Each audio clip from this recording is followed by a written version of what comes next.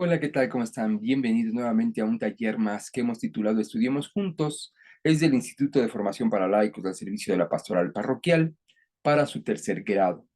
Como lo decimos en cada una de las lecciones, la intención de este video no es sustituir la lección, sino estudiar juntos para llegar lo mejor preparados. Hemos llegado a la lección número 6, los dos impulsos de la evangelización.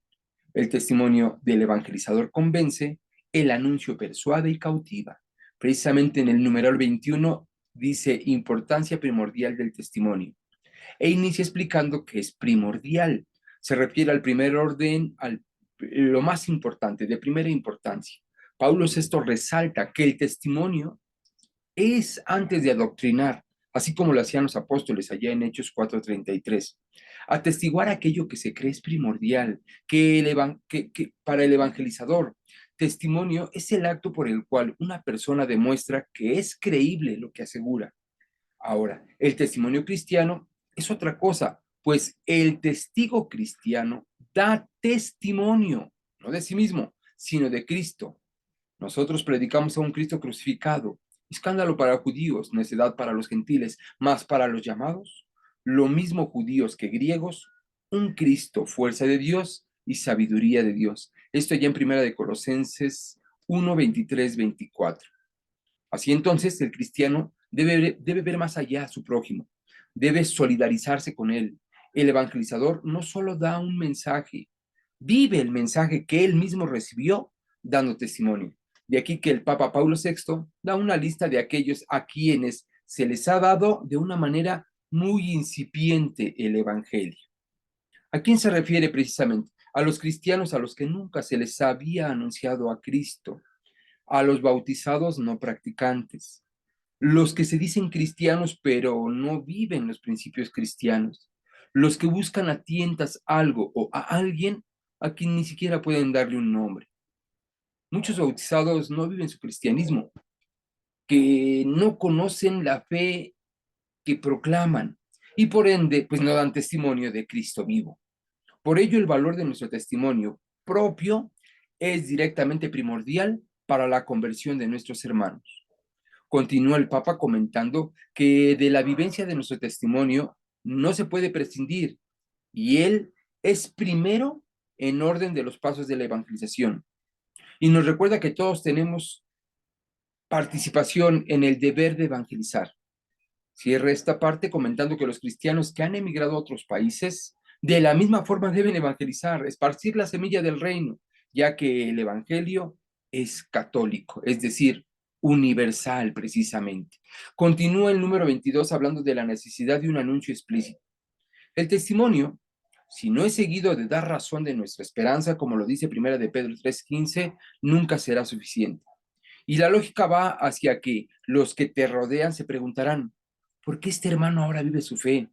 Transmite la alegría del Cristo que vive y es ahí donde debemos de dar razón de nuestra fe. Es decir, tú y yo hemos tenido un encuentro con Cristo y las personas que nos rodean, papá, mamá, primos, hermanos, dicen, ¿qué le pasa? ¿Por qué ahora está más servicial? ¿Por qué ahora todo el tiempo en la iglesia? Es ahí donde debemos de dar razón de nuestra fe. Y en este orden de ideas, nuestro testimonio es la evidencia de nuestra fe y la proclamación de ello en razón al Evangelio de Cristo.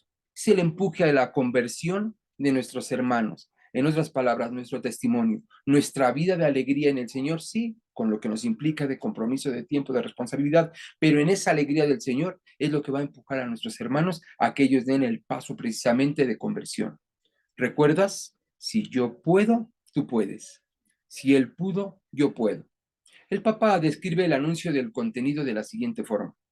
Ante todo, ha de ser anunciar el nombre de Jesús, su misión traída del Padre, su redención, su muerte, su resurrección y glorificación.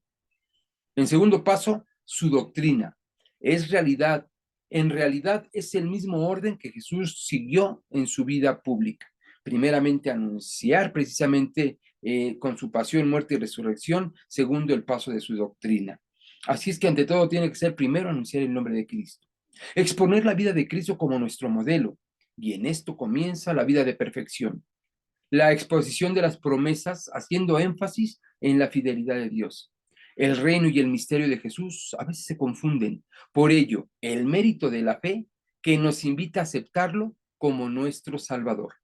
Recomienda el Papa que el anuncio que hagamos debe de ser libre de falsas interpretaciones o desviaciones que pudieran llevar a nuestros hermanos a ideas equivocadas de Dios. Y que si somos cristianos, hemos de ser evangelizadores, pero más aún, buenos evangelizadores. Nos invita a leer para nuestra instrucción más completa el discurso de San Pedro allá en Hechos 2, 14, 36 y el discurso de San Esteban, el primer mártir cristiano, allá en Hechos 7, 2, 43. Importante mencionar que la historia de Dios avanza a la par con la historia pagana. Y el Papa trae a relación estas preguntas.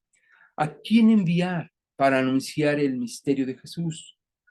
¿En qué lenguaje se debe de anunciar este evangelio? ¿Cómo lograr que resuene en todos aquellos que lo deben escuchar? Y solo hay un camino entre tanta necesidad, la oración. Pedir al Señor que envíe más y mejores evangelizadores. Debemos responder tú y yo como el salmista, heme aquí, Señor, para hacer tu voluntad. Salmo 48. Vaticano II en Apostólica en Actuositatem, que es la actividad apostólica, parece como que descubre la fuerza evangelizadora. Todos los laicos deben ser evangelizadores. El número 23, que es muy corto, habla hacia una adhesión vial y comunitaria. El cambio se da cuando escuchamos el Evangelio y continúa el aceptar, para posteriormente dar una respuesta. A ello se le llama entrega a Jesús, como Pedro. ¿Te acuerdas, Señor? Te seguiré a donde quiera que vayas. Mateo 8:19. Pero la verdadera adhesión se demuestra en la prueba, como Pedro. Y cuando es real, nos lleva a la vida comunitaria, como sucedió con los primeros cristianos allá en Hechos 2:42. Desde el Evangelio, Cristo ha de influir en el hombre, en la familia, en la sociedad, por medio de la evangelización.